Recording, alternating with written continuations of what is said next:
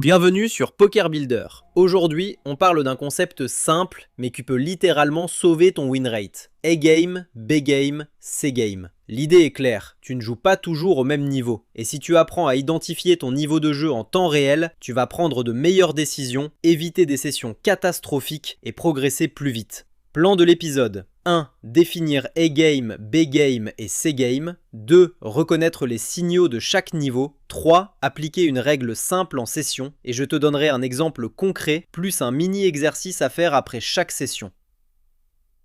1. Définir les 3 niveaux. Commençons par les définitions. Ton A-game, c'est ton meilleur poker. Tu es concentré, discipliné, tu prends ton temps, tu suis ton plan. Tu acceptes la variance. Tu réfléchis en termes de range, de position, de sizing. Même quand tu perds un coup, tu restes stable. Ce n'est pas un état magique où tu gagnes tout, c'est l'état où tes décisions sont de haute qualité.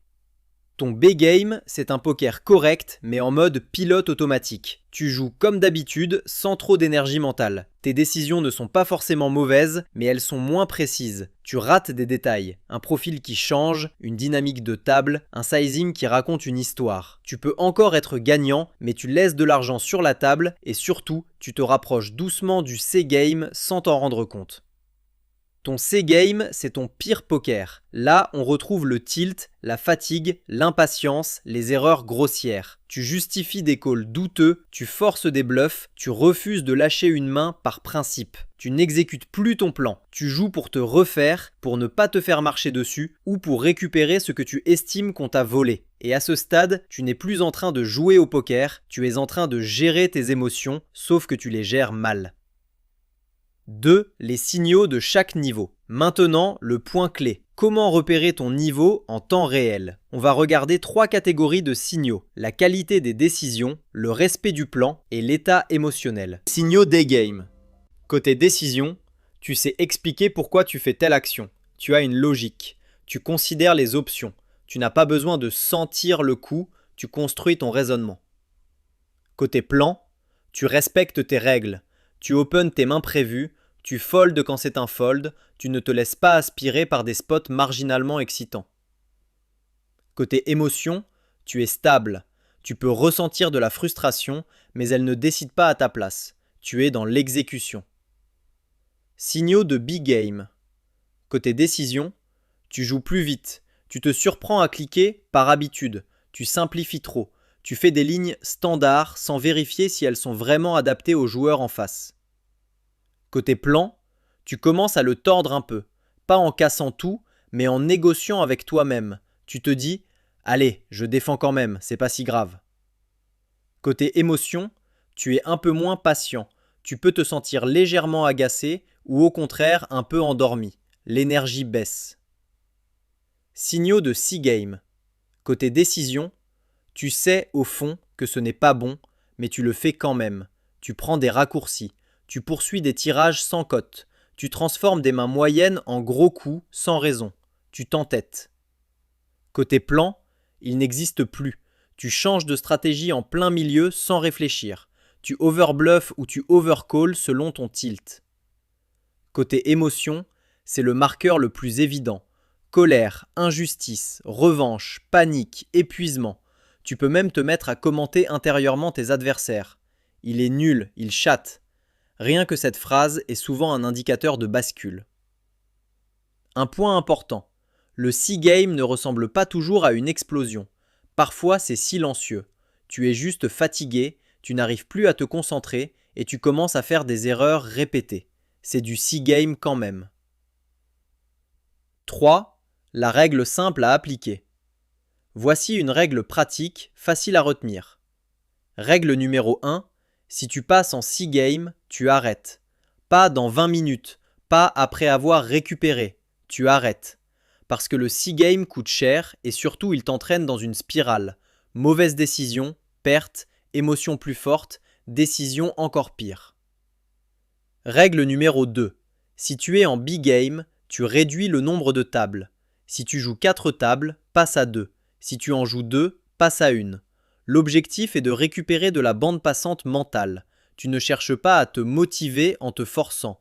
tu facilites le retour vers les games. Et si tu te demandes, pourquoi pas arrêter dès le big game? Réponse, parfois tu peux très bien jouer en big game si tu adaptes ton environnement. Moins de tables, plus de focus, une pause rapide, le big game est un signal d'alerte, pas forcément une condamnation.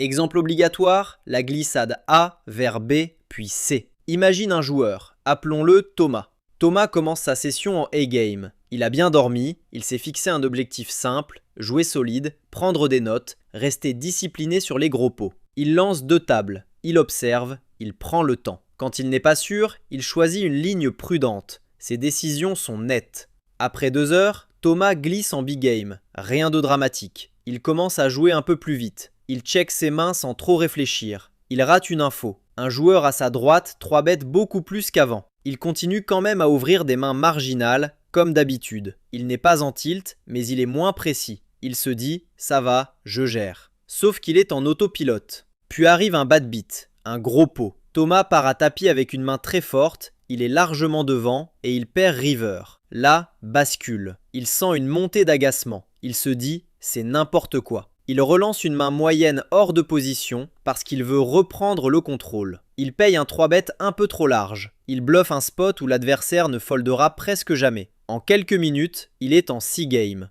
Et le piège, c'est que Thomas ne s'en rend pas compte tout de suite. Il croit qu'il joue agressif. En réalité, il joue émotionnel. Dans ce scénario, la bonne décision, c'était simple. Au moment du bad beat, check mental. 6 game, stop. 6 big game, enlever une table, respirer et repartir sur un jeu plus simple. Les pièges classiques. Premier piège, croire qu'on est toujours en A-game. C'est très fréquent. On se juge sur nos intentions plutôt que sur nos actions. Tu peux vouloir bien jouer et pourtant être déjà en B-game. Deuxième piège, ne pas savoir identifier le moment de bascule. La bascule est souvent progressive. Tu ne passes pas toujours de A à C d'un coup. Tu glisses. D'où l'importance des signaux. Vitesse de décision, discipline, émotion.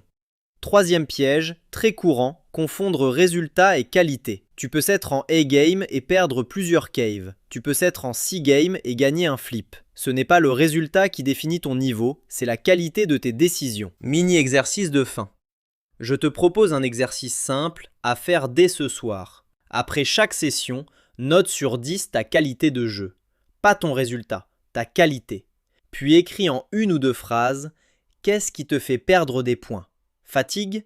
Peur de bluffer ? Envie de te refaire ? Trop de tables ?» Et au bout de 10 sessions, cherche les patterns. Par exemple, je tombe en big game au bout de 90 minutes. Ou je passe en C-game quand je prends un bad beat sur un gros pot. Une fois que tu vois les patterns, tu peux mettre des règles. Pause toutes les heures, stop loss émotionnel, réduction de table dès que tu te sens en autopilote. Avant de terminer, si tu veux un endroit central pour progresser sérieusement, travailler ton jeu et ton mental, je t'invite à faire un tour sur poker-builder.com. C'est une plateforme tout en un pensée pour les joueurs de poker. Tu peux structurer ton apprentissage et construire des routines plus solides. Conclusion. Retenir A-game, B-game, C-game, c'est te donner un tableau de bord. Ton objectif n'est pas d'être en A-game 100% du temps. Ton objectif, c'est de repérer rapidement quand tu descends et d'agir tout de suite. C-game, stop. B-game, simplifie et réduis les tables. A-game, exécute, observe et continue. On se retrouve dans un prochain épisode de Poker Builder.